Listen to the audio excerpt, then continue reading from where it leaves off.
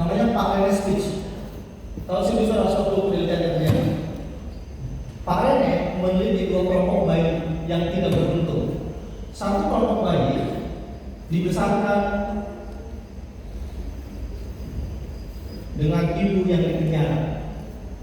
Ibunya melakukan tindakan kejahatan di penjara, tapi ibunya punya anak bayi. Satu kelompok bayi yang dibuang oleh orang tuanya dibesarkan di panti asuhan. Dua-duanya memiliki kesamaan.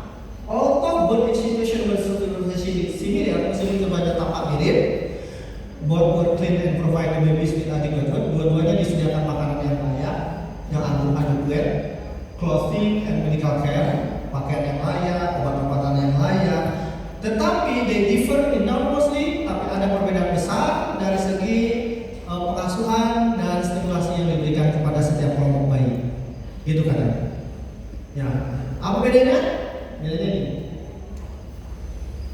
Bayi-bayi yang di penjara, bayi-bayi yang ibunya di penjara dikasih makan, diasuh, dijaga langsung oleh ibu kandungnya sendiri.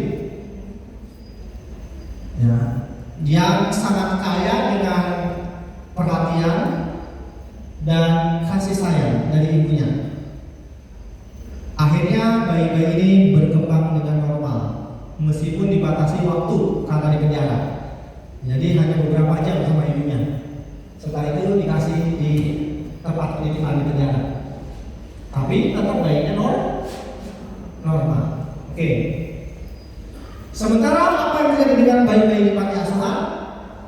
Sebaliknya, ya, di panti asuhan sebaliknya, bayi-bayi itu memiliki stimulasi yang minim. Hanya ada satu pengasuh untuk setiap 8 bayi. Dan kecuali untuk memberi makan dan mengganti popok setiap bayi, setelah dikasih makan dan diganti popok, tetap disimpan di kotak bayi. Hanya ditutup selimut untuk mencegah infeksi, ya. Dan di situ disebutkan with nothing to look at, tidak ada banyak yang bisa mereka lihat. Or play with, atau benda-benda yang mereka mainkan. And worst of all, dan yang paling buruk, a bare minimum of human contact, sangat minim dengan kontak dengan manusia, jarang disentuh oleh manusia. And affection, dan perhatian dari manusia. Akhirnya bayi-bayi ini menderita luar biasa. Apa penderitaannya? Silakan dicoba anak Anda, ya, setelah lahir nggak disentuh, nggak diajak ngomong. Apa yang terjadi? Stunting. Stunting itu tidak selalu bentuk karena gizi, tapi karena kelakuan. Makanya yang stunting selalu dari orang miskin enggak. Ya. And another number didn't even survive 2 years of age. Sebagian besar bayi tidak bisa hidup sampai usia 2 tahun. Coba ini anak-anak digituin, mereka tidak bisa bertahan lama. Those did, kalau pun hidup, secara fisik stunting, terdiam, highly prone to infection, mudah terinfeksi, severely retarded, dan menderita keterbelakangan yang parah. Both cognitively, jadi secara baik secara intelek, artinya IQ-nya bakal di bawah rata-rata, ya, and emotionally, dan emosionalnya bermasalah. By 3 years of age, sampai usia 3 tahun, sebagian besar bayi yang bertahan hidup itu bahkan tidak bisa berjalan, tidak bisa bicara. Dan ini berkebalikan dengan bayi-bayi riang yang dipenjara orang tuanya. Meskipun di penjara, bayi-bayi ini riang karena mendapatkan sentuhan langsung dari ibunya. Paham? Kenapa di Denmark, di Jerman, ibu-ibu dikasih cuti 2 tahun? Mereka lebih syariah dari kita. Itu mereka menjalankan Al-Baqarah 233. Susui anak sampai 2 tahun. Bapak ibu yang dikasih kesempatan ngurus anak, punya bayi lagi nanti, jangan pernah ngasih ASI lewat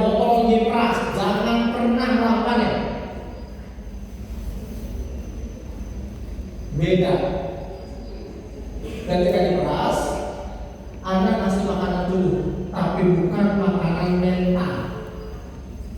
Allah sudah kasih makanan bayi di dada ibu.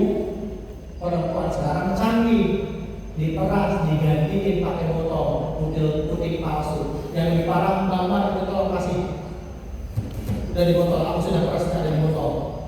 Wow, itu untuk kecerdasan beda. Paham sekarang kenapa banyak anak mengalami gangguan tumbuh kembang dan makin banyak? Selain karena masalah deteksi yang lebih bagus, juga karena banyak anak-anak orang tuanya terlalu sibuk, nggak mau capek, yang penting dari bayi belajar kesusuan supaya punya khusus belajar, di troli bayinya sudah dikasih HP. Malam minggu semua hotel di Medan hampir penuh, tapi di rumah makan saat sarapan pagi-pagi di restoran bayi-bayi sudah dikasih HP, nggak ngobrol, nggak nemenin anak karena kamu capek. Ini bayi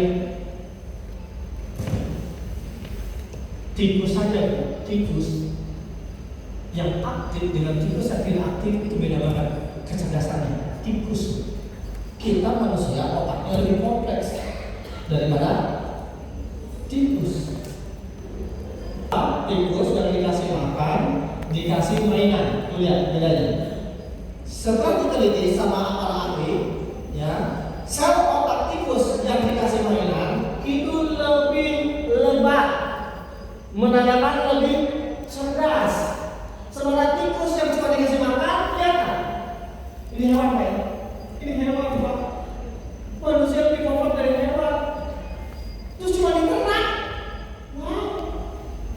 Dan kalau jujur di rantau perapat itu, kalau boleh jujur ya, yang saya keliling Indonesia, apalagi di zaman teknologi, makin mengerikan dampaknya. Ketika ada program internet masuk desa, apa yang dilakukan oleh orang Labuan Batu dengan internet? Apakah benar seperti maksud baik pemerintah menggunakan internet bisa memasarkan produk dari desa? Orang anak desa menggunakan internet belajar, bukankah begitu? Labuan Batu kita beda dengan Labuan Batu kita waktu kecil. Binjai kita beda dengan binjai kita waktu kecil. Dulu kalau ke kampung itu lebih nyaman, lebih sopan, lebih asli, lebih adem, adab-adabnya lebih bagus daripada anak Medan. Sekarang nggak ada bedanya orang Labuan Perapat dengan orang Medan dan orang jalanan. Karena rujukannya sama. Siapa? Kalau anak perempuan ya Simon, Lite, Info, Taeyun, Juso, Jungkook, Timuran, Berdiri, Rose, Jenny, Jisoo, Pandria, Manoman. Apakah mungkin anak kita bakal bencana?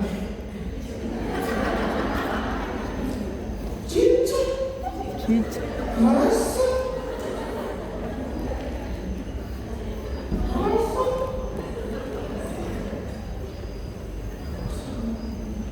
ini tikus Pak. Kalau jujur Bapak Ibu izin, anak-anak rantau perapat hari ini lebih banyak yang dididik atau diternak. Diternak itu aja cuma kasih makan, gak main sama ibunya, gak main sama bapaknya. Dan makasih ya Bapak-Bapak sudah hadir di acara ini. Ini berharga sekali.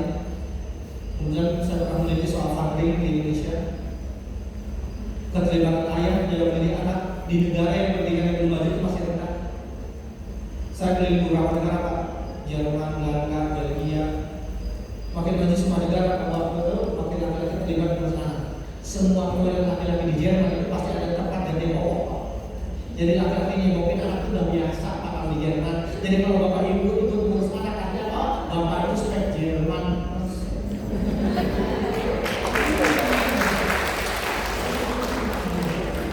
Bukan spek lagi air godang.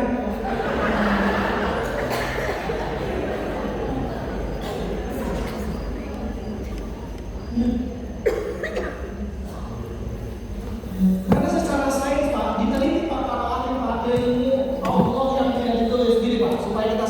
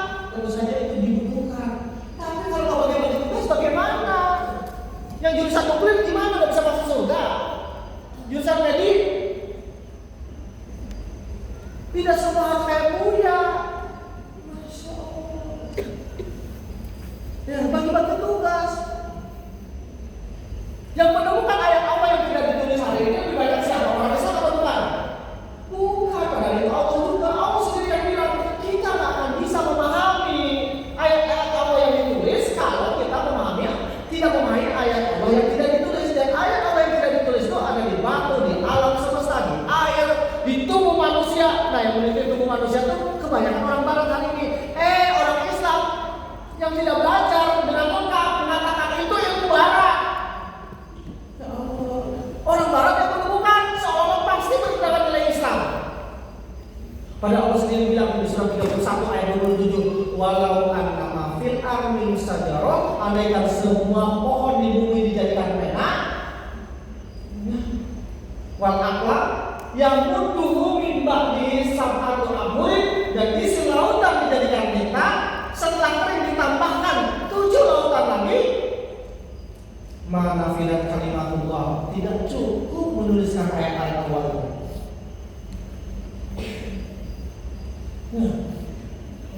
Ada sebagian orang Islam, kok kita mau disamakan kayak hewan? Allahu Akbar. Padahal Allah sudah bilang dalam Al-Quran, innallaha la yastahi, Al-Baqarah ayat 7. Sesungguhnya Allah tidak segan membuat perumpamaan dengan seekor nyamuk.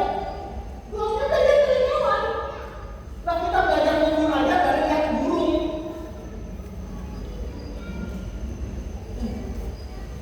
Sampai ada orang Islam yang bilang, belajar kita mau sampai matiku sekali astagfirullahaladzim.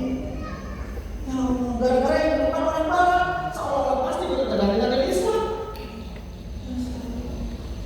Ini kan bukan-bukannya kan bukan salah-salah seperti ini. Kalau lain gitu bukan-bukannya salah-salah seperti ini. Ya, Ustaz, izin Ustaz bertanya, kita itu manusia sekarang kekurangan Ustaz atau kekurangan dokter? Dokter.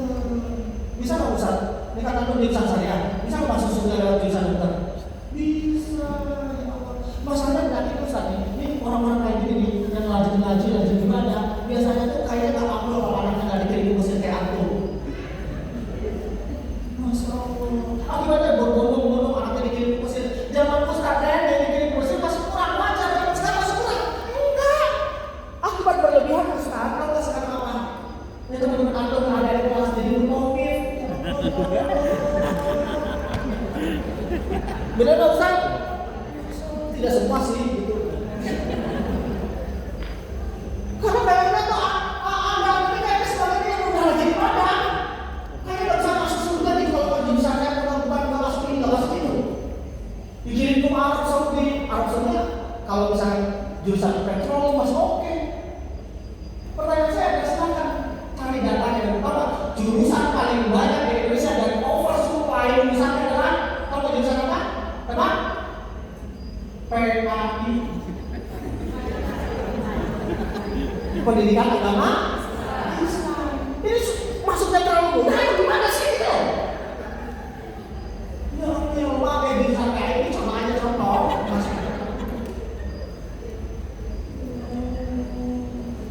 Kalau kita kurang dokter kandungan, kurang dokter anak, itu lebih nyaman bisa dokter kandungan perempuan atau laki-laki. Kurang dokter anak, kurang ahli nuklir, kurang ahli drone. Kita bisa kayak Iran buat drone. Karena umat Islam menganggapnya masuk surga harus jurusan itu, yang jurusan listrik ahli neraka gitu. Pemadam. Hah?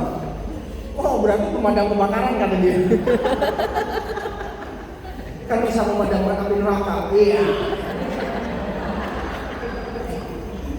Dan pasti jurusan. Ya. Oke. Nah, ini banyak aja Pak. Ini maksudnya ini Pak. Saya bilang apa tadi Pak? Ayat Allah yang tidak ditulis banyak menunjukkan orang-orang meneliti Pak. Kenapa laki-laki harus menjaga tentang mereka? Padahal di Al-Quran udah lama pada umum ini Allah Pak dibaca surat Luqman 31 itu kan laki-laki, Luqman itu kan laki-laki, betul? Kalau perempuan namanya Luqmanian, paham? Atau Luqmini itu di Al-Quran Pak. Kalau yang ngajarin sholat bapak, yang ngajarin akidah bapak, yang budaya harus dilakukan ibu. Bukan berarti bapak harus lebih banyak waktu ya. Secara teknis ibu Pak lebih banyak, bapak itu penentu arah kayak komandan lah kita, gitu loh. Ya, kalau kesulitan kita ambil alih, kalau kesulitan apa yang bisa kita bantu. Tapi dalam hal prinsip bukan ibu Pak. Ibu itu tugasnya cuma nyusuin, hamilan alat 46 ayat 15 sebelah kiri garis ke atas dari tinggi yang nomor 3. Islam Jaya, ya. Kalau bapak tiga tak soal akidah bapak yang dihisap sama Allah, soal sholat bapak yang dihisap sama Allah. Orang Barat juga meneliti gini Pak. Ternyata bapak tahu laki-laki dengan perempuan dari segi kedasar berbeda. Kalau bapak mengatakan kasihan anak bapak. Ibu-ibu yang lebih besar daripada bapak-bapak, bagian tubuhnya maaf selain dada adalah pinggul. Bapak-bapak yang lebih besar dari ibu-ibu, bagian tubuhnya adalah pundak. Artinya cara menggendong, cara bermain aja beda. Ibu-ibu akan lebih sering menggendong anak di sini. Itu namanya attachment. Kalau kata, makanya kalau anak di dekat ibu nyaman. Kalau dia di bawah ibu nyaman. Kalau dia masuk ibu nyaman. Karena dari kecil dia cuma oleh ibu, bawa oleh ibu. Makanya sebagai besar kita yang sudah dekat sama orang tua, bapaknya yang kalau sama ibunya dekat jangan dulu. Kalau ada masalah yang bikin kita stres, kita telepon ibu. Cuma dia pakai dekat suara ibu. Ibu sehat. Ibu doakan aku ya. Tak cerita, cari dekat suara ibu kita tenang.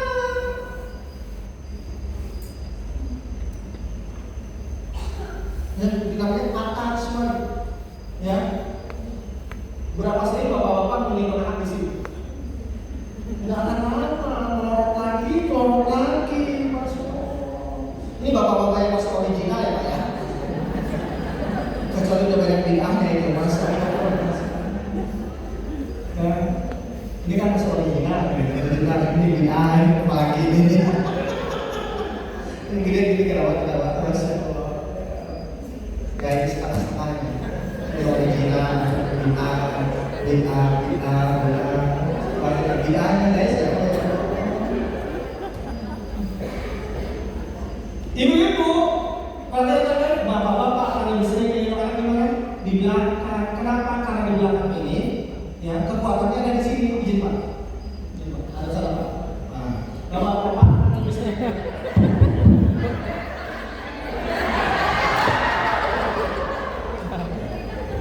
Atau kalau masih 2-3 tahun, menggendongnya diangkat ke atas. Betul? Di pundak apa bedanya menggendong di sini dengan menggendong di sini?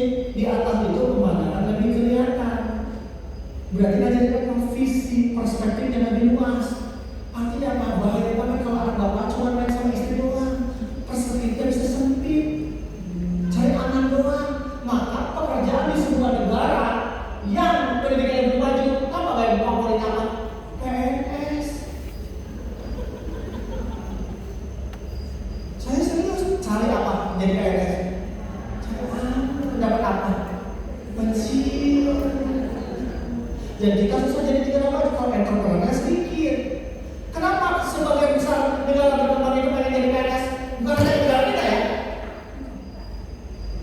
Karena dibesarkannya sama ibu doang.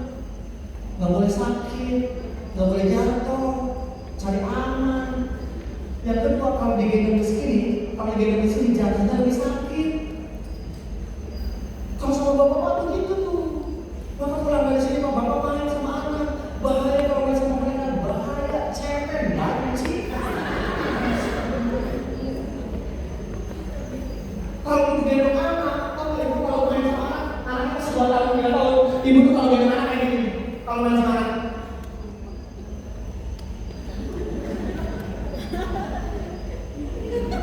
Kalau gendong anak, paling setinggi ini. Anak ganti mama, anak ganti mama. Anak ganti mama, anak ganti mama.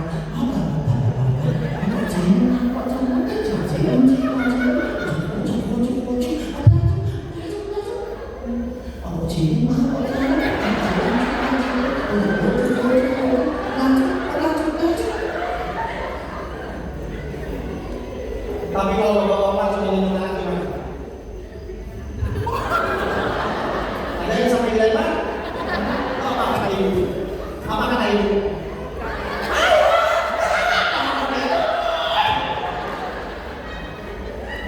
Kalau ibu kan, ibunya, ayo sih, tolong sama mama, ayo tolong sama mama, ayo. Kalau bapak begitu, namanya tidak, terus ini buang-buangin. Kalau ibu, ayo sayang. Kan gitu kalau bapak, betul. Anak sepedahan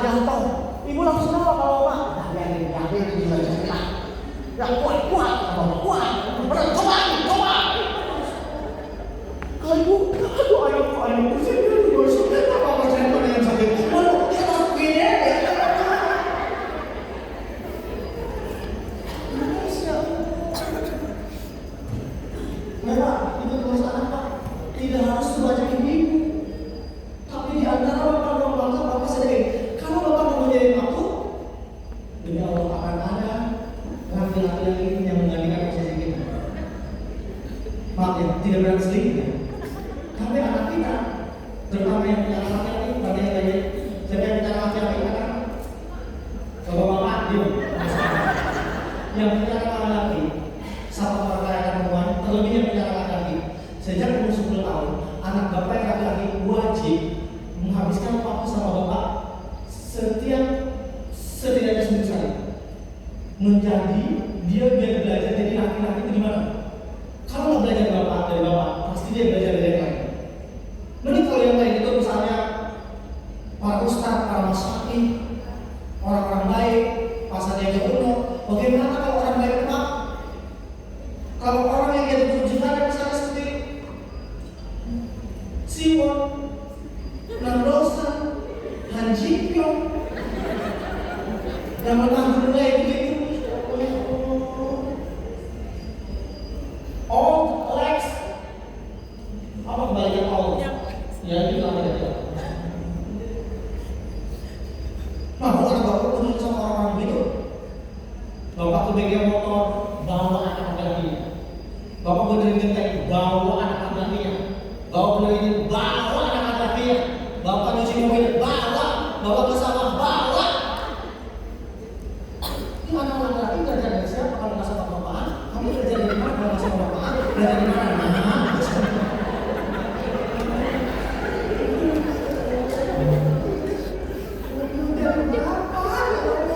Insya Allah semangat ya Pak ya? Semangat ya Pak ya?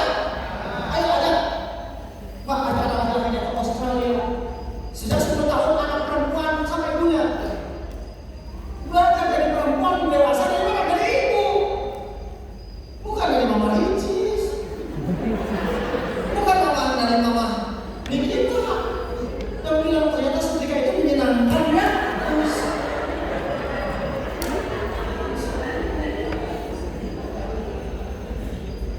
Bukan dari mama saya, mama Dennis, aduh.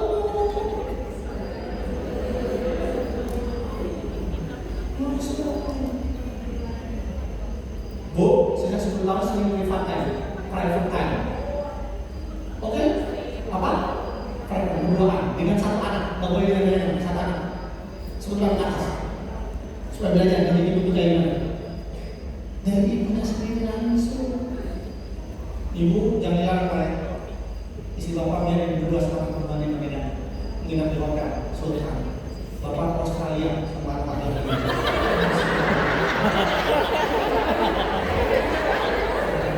Setuju? Kenapa enggak? Pengen ikut. Setuju Pak? Amin. Saya cuma daripada berkali-kali pegangan, anak bapak bawa kalau saya setelah umroh, saya doakan ya, agar anak bapak itu minimum ke Singapura, setelah itu ke Jepang, setelah itu ke Australia, setelah itu ke Jerman. Biar buka wawasan, kalau bisa tuh jangan digusur lagi, biar mereka tahu negara orang itu gimana, negara orang itu jadi perspektif jalan lah gitu loh. Saya doakan kalian menjadi jalan sana. Ya boleh lah busuk, ya, tapi yang tulisannya bagus, yang nggak oversupply di jurusannya gitu. Oke? Saya doakan ya. Ya Allah lapangkan rezeki bapak-bapak ini ya Allah. Kita nggak tahu jalannya bagaimana. Kita lanjutkan. Jadi yang syarat pertama, kalau anaknya mau soleh, orang banyak, orang mau soleh itu apa? Apa? Kayaknya mau soleh kan?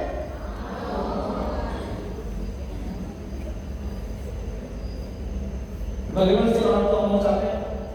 Mau jadi imam? Itu syarat apa?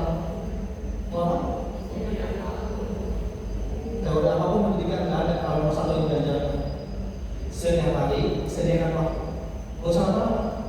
30 menit minimal sampai 3 jam.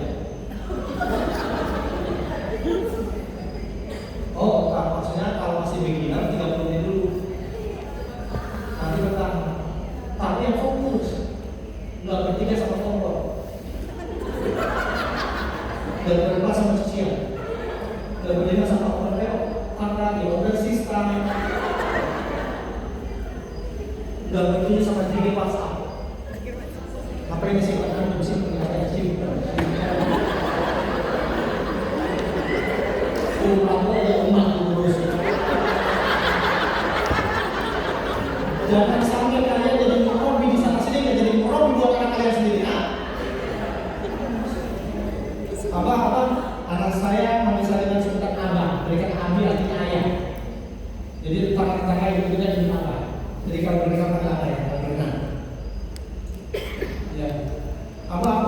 keliling tiap minggu seluruh Indonesia? Iya. Tapi gimana ngurus keluarga? Coba lihat nomor saya. Saya 1 minggu doang di Indonesia. Senin sampai Jumat di rumah. Kecuali jauh banget ya. Dan isi di Jerman masa di minggu pulang. Tapi kan hanya 10% ya dong. Dulu waktu masih umur 30-an, saya ke Simel, ikut acara, ke Kabarnya, yang kecil. Cuma tahu kan apa? Cuma dia lagi, ada orang.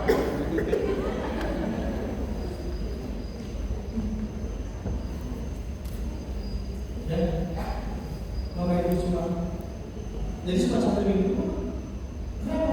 Karena kita mau pendidikan anak, masa tinggalin anak terus? Nanti kalau berfaat kata orang-orang, ngomong bulan doang, belumnya beda. Ibu nggak pernah masak, terus ngajarin orang masak.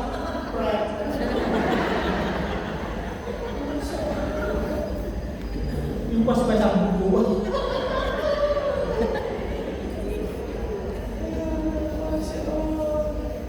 Ya, kira-kira gitu ya semua. Ustaz, 30 menit tak boleh kan? 30 menit tak boleh. Sunnah Rasulnya adalah sebelum tidur. Maka dari dulu saya diundang isi seminar, webinar, malam, tak pernah mau. Karena saya tiap hari sama keluarga, kalau di rumah, kalau sampai di rumah 30 menit, kalau 30 menit udah ketagihan, banyak ngapain kita 30 menit itu? 3B kalau masih bingung. Kalau dari orang tua bingung, kamu ngapain aja sih sama kami? Saya dan mati lalu kalian jadi ibu anak. B, 3B, apa 3B? B pertama bermain. Perasaan ibu terusan dikerjain dari tadi main. Tapi B pertama bermain apa? Main sama. Dan main sama itu apa? Itu dibayar sama pahalanya dengan kita kasih nafkah. Sunnah main Pak. Rasulullah tuh main sama cucunya. Jangan dianggap sunnah itu cuma poligami doang. Bila yang enak sunnah. Wa ma khalaqtul jinna wal insa illa ya. Udah sudah mengatakan pasal kita ini diciptakan banyak untuk beribadah. Apa ibadah apa ini? Ibadah itu apa sih? Menghamba. Maksudnya apa? Kita ini hanya hamba. Kita ini di dunia menjalankan tugas. Oke? Menjalankan apa? Tugas. Ada tak kata Allah tugas seorang ibu? Jawab. Ada. Ada tak kata Allah tugas seorang ayah? Jawab. Ya. Oke, Anda punya anak buah, terus Anda kasih tugas. Anak buah Anda di perusahaan Anda tidak mengerjakan tugas. Apa yang Anda lakukan? Dia SP dulu kan? Kasih peringatan. Tapi beberapa apa yang terjadi? Kerja. Anda dikasih Allah tugas. Ini tugas seorang ibu. Ini tugas seorang istri. Pertanyaan saya adalah, ada nggak seorang ibu berani mengambil peran? Setiap peran punya tugas. Kullukum ra'in wa kullukum mas'ulun. Setiap peran ada tanggung jawabnya. Setiap tugas ada setiap tugas. Dan setiap tugas itu akan diminta pertanggungjawaban. Wa kullukum mas'ulun an ra'iyatihi. Gini Bapak Ibu sekalian. Nama peran, nama tugas. Pertanyaan saya adalah, ada nggak seorang perempuan berani menikah, berani mengambil peran, tapi nggak mau menjalankan tugasnya sebagai seorang istri? Nanti ketemu Allah gimana? Anda punya anak, 3 lagi anak. Ada nggak tugas dengan 3 orang anak itu? Ada. Ada nggak perempuan yang berani melahirkan 3 anak, tapi nggak mau melaksanakan tugasnya sebagai seorang ibu? Ada nggak laki-laki berani mengambil istrinya sampai 3 kali, secara lahir dilaksanakan nggak tugas sebagai seorang ayah? Ketemu Allah gimana nanti? Tugas saya kan mencari nafkah, tentu itu tugas dari Allah. Pertanyaan saya, tugas dari Allah apakah hanya mencari nafkah? Tidak. Bahwa faktor jinna wal insa bisa pilihannya. Kalian ini hanya hamba untuk kalian tidak tahu. Kalian ini hanya hamba. Perspektif kedua, apa yang dimaksud ibadah? Semua perbuatan baik itu disebut ibadah. Kata Rasulullah, tersenyum sama orang lain, menyingkirkan duri di jalan. Berapa? Artinya apa? Ibadah itu semua perbuatan yang dinilai baik disebut ibadah. Oke? Jadi kalian tidak diciptakan di dunia melainkan untuk berbuat baik terusnya. Karena Allah tidak butuh sujudnya kita. Artinya apa? Kalau bapak baik sama anak, diniatkan ibadah, bapak akan bahagia melakukannya. Kalau kita bayar SPP diniatkan ibadah, kalau setiap bayar SPP seperti perasaan saya ini dulu, kalau SPP itu diniatkan beban, kewajiban, sampai bayar SPP. Tapi kalau bayar SPP yang sedekah, yang bagusnya bayar SPP itu bahagia. Terima kasih ya Allah, Engkau melakukan aku punya rezeki untuk bayar ini. Lega banget kalau itu sudah bayar SPP. Bayar pakai anak. Lega rasanya, karena saya nggak merasa bayar ke sekolah, saya merasa bayar untuk anak saya. Ibu harus bahagia ketika beli mainan anak itu loh. Bayar sampai itu. Kenapa jadi? Dari tadi lagi.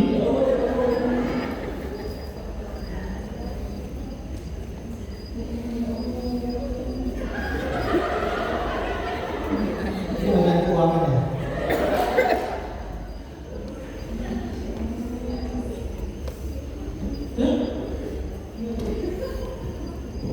Setiap hari Kamis biasanya saya suka IG. Nah, Bapak Ibu boleh tanya jawab di situ. Ini udah sudah baru satu saya baca. Untuk jadi orang tua yang soleh, menghasilkan anak soleh harus capek. Itu baru satu, belum yang dua, baru anak dua. Mau ditulis ya? Tulis ya? Pokoknya kalau saya ada tanya jawab, pokoknya. Nanti tanya jawabnya di IG. Sebenarnya kalau Bapak Ibu sudah itu latihan 2 hari, pilih nomor saya gratis. Kepada sampai hari ini gratis, atau besok. Dan besok harga naik. Memang kalau roti. Oke, yang pertama apa tadi? Mau? Capek. Yang kedua, banyak orang tua sudah mau berusaha. Tadi mau capek, mau main sama apa ya? Tadi apa tadi? Bermain. B pertama, B kedua bicara, rajin ngobrol sama anak itu. Ingat ya, waktu kecil rajin nasihat, waktu gede ngobrol. banyak ngobrol. Ngobrol itu apa? Ibu ngomong, anak ngomong, itu namanya ngobrol. Kalau ibu doang yang ngomong namanya taklim.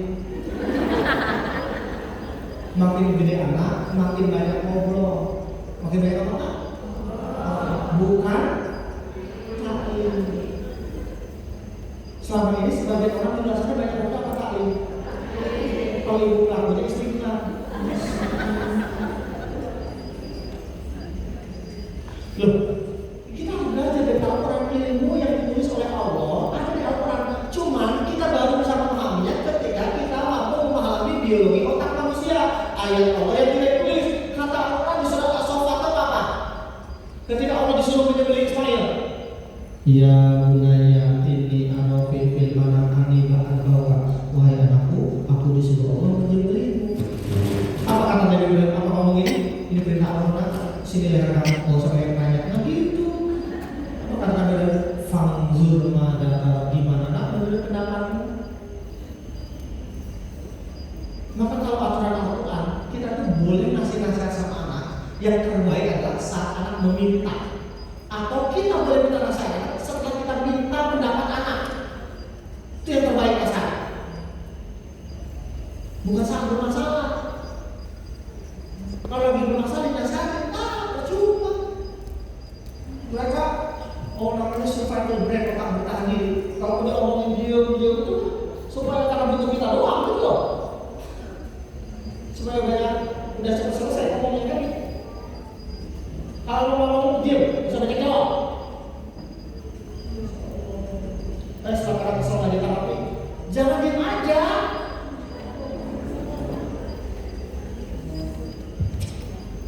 Jadi ya Ibu, oke kita lanjutkan sedikit lagi ya. Jadi yang pertama apa tadi? Mau capek. Yang kedua, banyak orang tuh mau capek tapi tidak berhasil menghasilkan anak yang soleh gara-gara tidak punya yang kedua. Apa itu?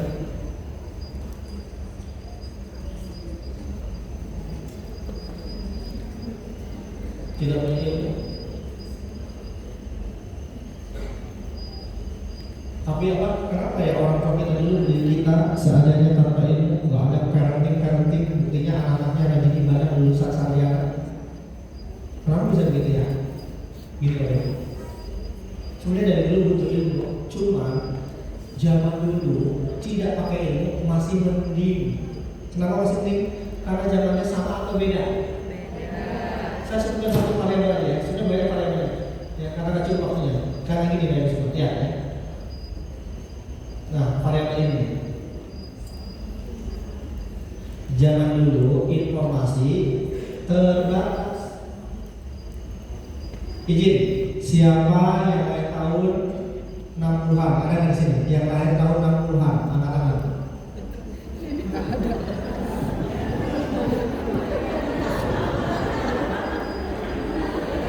Oh enggak ada. Baik, siapa yang lahir tahun 70-an, angkat-angkat. 70-an. 79 ke 70-an, Pak. Nah, 1, 2, oke, 3. Bapak 70-an. Kok Bapak kayak anak kuliah? Kuliah S3. Izin Bapak ada 3 orang senior kita. Saya juga lahir tahun 70-an. Kalau saya bertanya, Bapak aja dari kuliah kasih sedikit. Waktu Bapak SD, Pak, sudah ada Indosiar belum, Pak? Belum. Bapak yang pernah yang pakai kacamata? Belum. Bapak yang pakai kacil putih? Udah. Oh, pertanyaan saya tidak ulang. Bapak orang tua Bapak waktu Bapak SD, orang tua Bapak punya TV nggak? Itu aja dulu. Punya. Oke, punya. Orang kaya. Punya orang kaya, Pak. Punya. Orang kaya semua, deh. Soalnya saya yang 70-an, Pak. Orang tua saya punya TV. Biskuit. Saya tuh kalau nonton TV, Pak, orang paling kaya di kampung, namanya Pak Haji Mulyana. Bapak anaknya Pak Haji Mulyana.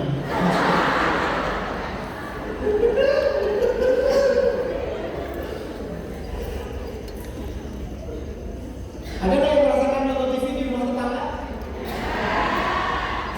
Ya Allah, kalau lagi tetangganya baik, kalau baik itu jendelanya ditutup.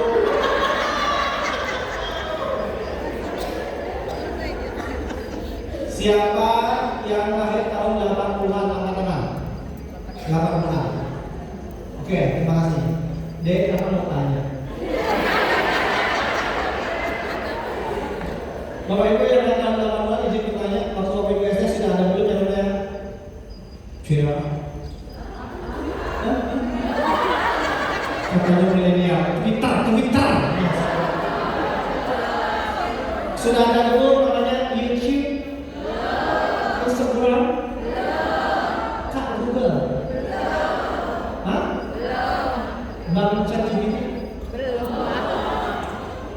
Oke. Jadi dari 80-an nomornya apa?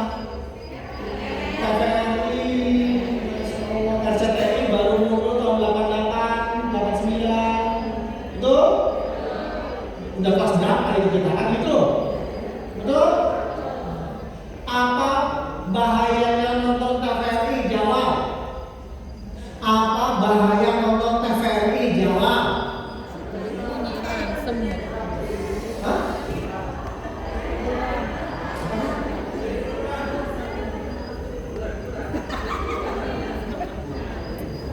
Pertanyaan saya, apa bahaya nonton TVRI? Oh, buram. Oh, bahaya apa? Kenapa? Buat kejiwaan kita ada nggak? Ada. Itu buat dari kalau.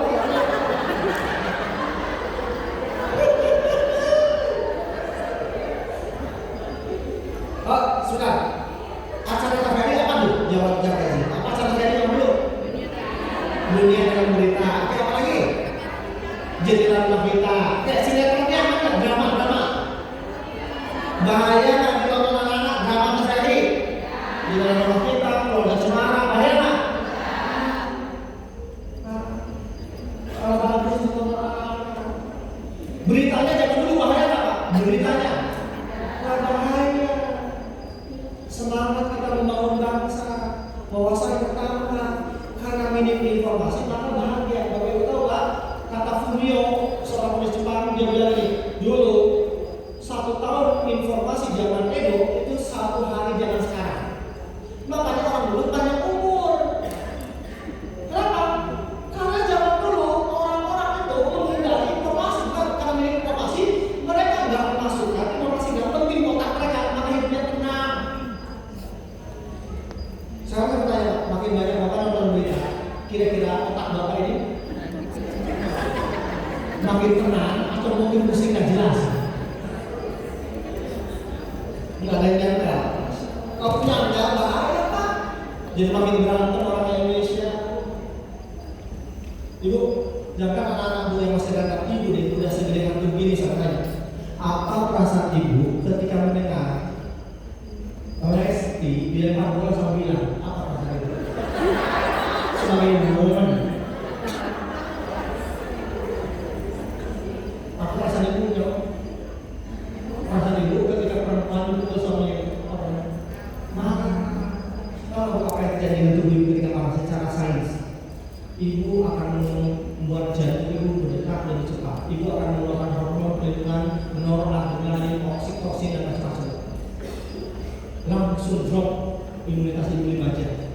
Masalahnya ibu marah nggak penting. Karena ibu kenal Lesti kan?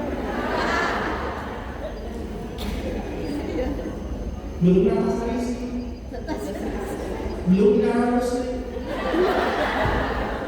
belum awal-awal di TV, belum Isaro Fahmi. Apa hubungan ini TV dengan mereka? Apa hubungan ini? Ibu mau ngalamin ulang? Astagfirullahaladzim, astagfirullah. Ibu mau ngalamin ulang tanpa nggak follow saya? Apa Ihsan official?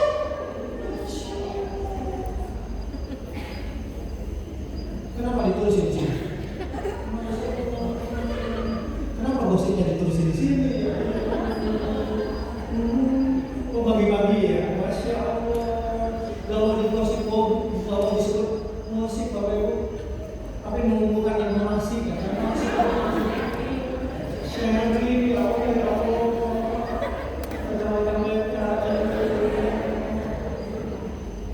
Jadi zaman dulu orang tua kita karena informasi terbatas maka apa? Sumber kebenaran terbatas. Ulangi apa yang terbatas? Karena sumber kebenaran terbatas, maka yang terjadi apa? Orang dewasa otomatis kredibilitasnya tinggi. Orang dewasa. Jadi kalau bapak dulu dinasihati orang tua, pasti kita nggak berani lawan. Bukan pernah lawan Pak, pasti kita pernah lawan Pak. Tapi kita sering ngalah Pak. Kenapa orang tua kita kayak pengalaman, kayak informasi? Sedangkan untuk membantah itu Pak, perlu data pembanding. Nah, bapak dulu data pembandingnya Pak, perusahaan A, antum kemana data pembandingnya? Perusahaan A, kayak rajin aja. Jadi kalau orang tua kita ngomong ini, sama kalian yang anak zaman Tuhan, kamu harus A, kamu harus B, jawaban kita, yo, ye, orang Bugis. Ya, orang Aceh. Jut. Kalau nggak cukup, jut. Kalau salah, jut. Yang. Ya, Pak, aku mau nginep di rumah teman. Nggak bisa, nggak boleh.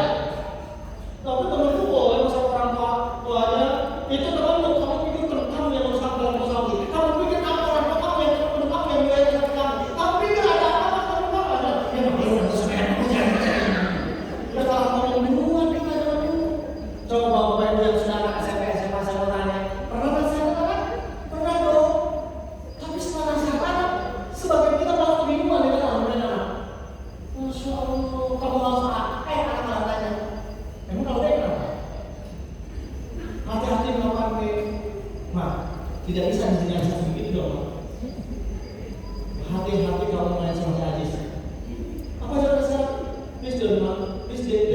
Don't judge book by its cover. Pak, kakak mau jalan-jalan ini di villa di Kapanjang sama teman-teman sekolah aku. Mama ikut, teman-teman yang lain nggak ada yang mau ikut. Ada ustazahnya nggak ada. Perempuan semua, enggak ada laki-laki juga satu kelas. Tapi temannya bisa kok, Ma. Ya, Ma ya? Boleh? Mau ikut enggak? Ada yang ikut yang lain. Ma, aku bukan anak SD, aku tahu mana yang baik dan buruk buat aku. Kamu usia apa? Kakak udah 14 tahun, Ma. Bagaimana mungkin kakak percaya diri kalau Mama tidak pernah memulai kakak? Jangan-jangan sekarang orang tua yang mempengaruhi anak kalian. Ya juga ya. Siapa lagi yang percaya anak kalau bukan kita sendiri orang tuanya? Ya sudah, berikan anak kepercayaan. Kalau kakak ini begitu, kepercayaan aja tidak tiba-tiba pada hati. Masya Allah, ya sudah orang tua bilang, yang penting kamu nanti jangan sholat, jangan berdoaan. Mama cuma bisa doakan kamu dari jauh. Mama cuma bisa menitipkan kamu sama Allah. Oh, keren ya kalimatnya, menitipkan sama Allah. Padahal Allah sudah nitip sama Mama di bayi lagi.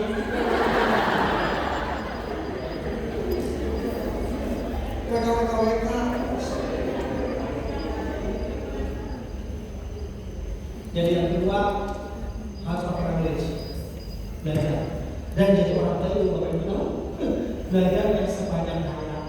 Karena anak 5 tahun, masalahnya nanti beda kalau udah 10 tahun. Masalahnya nanti beda kalau udah 15 tahun. Ibu tahu kenapa anak satu usia 2 tahun nggak jijik sama BAB ini?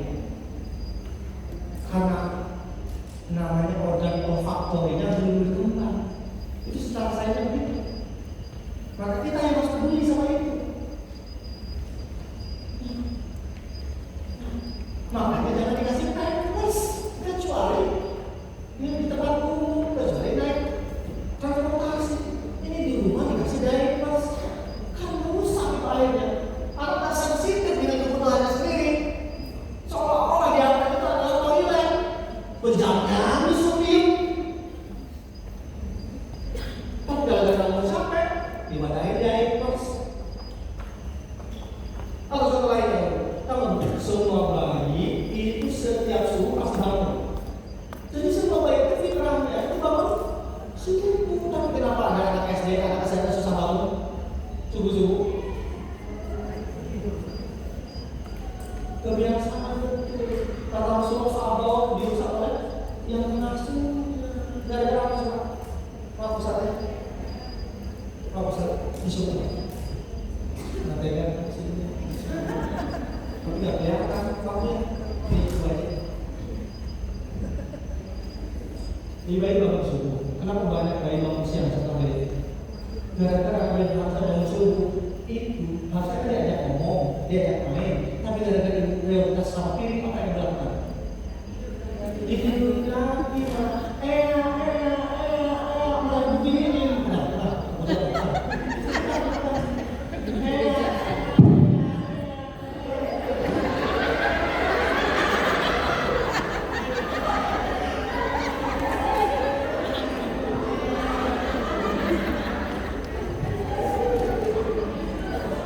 Ada yang begitu. Kenapa dikasih asi? Biar tidur lagi. Orang tua fokusnya ke kerja. Maaf salah, orang tua fokusnya ke benda mati. Emangnya ngurus bayi bukan kerja? Mana yang harusnya didahului? Makanya Pak, ini juga faktor Bapak sebagai pemimpin harus paham soal ini. Iya, izin.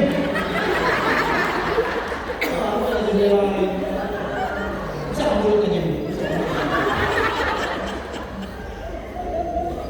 Bapak bertanya istri saya, anak saya kenal, istri saya ikhlas, bahkan malah pengen nama terus. Saya aja yang tutup toko saya. Punya anak banyak itu punya apa usaha wajib apa tidak? Nggak wajib. Sunnah itu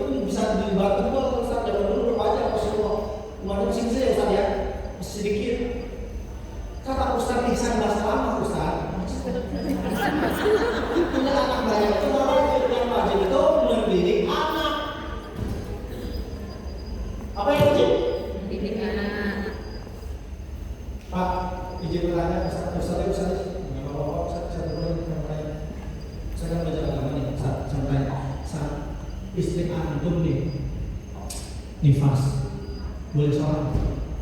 Nggak boleh sholat. Aslinya apa Ustaz? Sholat aja haram, apalagi nyuci piring.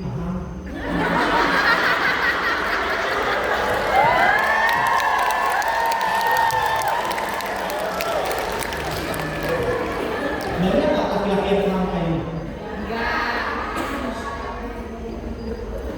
Visinya untuk keluarga bayi, menjadikan anak-anak itu menjadikan Allah buaya tentang Muhammad uswatuna Al-Quran Sunnah.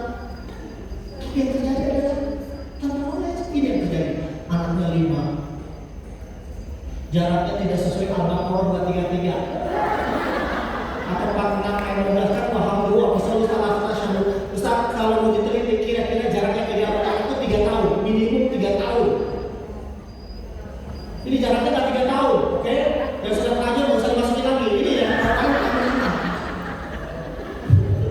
kalau dimasukin lagi. Anaknya berapa tadi? 5. Anak pertama 7 tahun, anak kedua 6 tahun, anak ketiga 4 tahun, anak keempat 5 tahun, anak kelima 9 bulan. Dan sekarang lagi telah haid. Gaji suaminya 3 juta. Hidup kepala sekolah SDIT.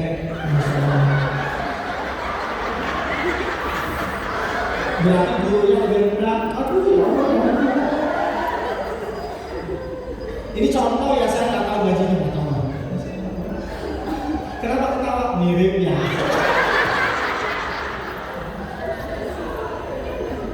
Maaf ya, kalau ada kesempatan kebetulan maaf ya ibu bunda, maaf ya.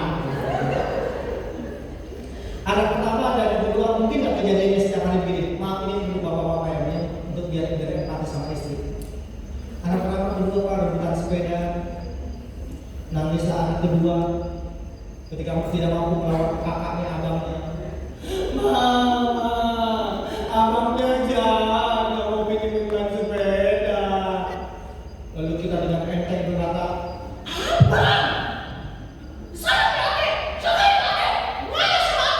padahal kalimat itu demi Allah tidak membuat kakak makin sayang adik, makin benci tau.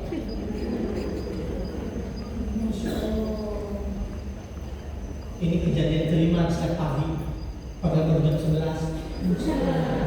Anak ketiga lapar. Oh makan. Tunggu Abi pulang ya, tunggu Abi pulang ya. Oh makan.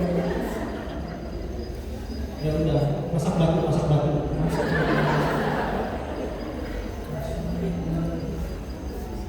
Yang keempat ngantuk, yang kelima BAB. Wahai muslimah solehah, sekuat apa iman kalian?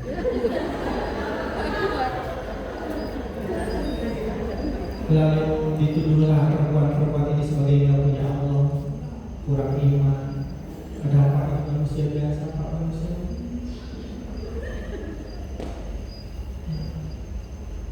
Ya. Belum lagi bunyi Shopee.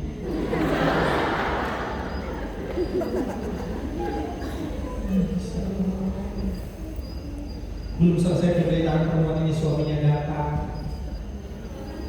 Ma, kopi.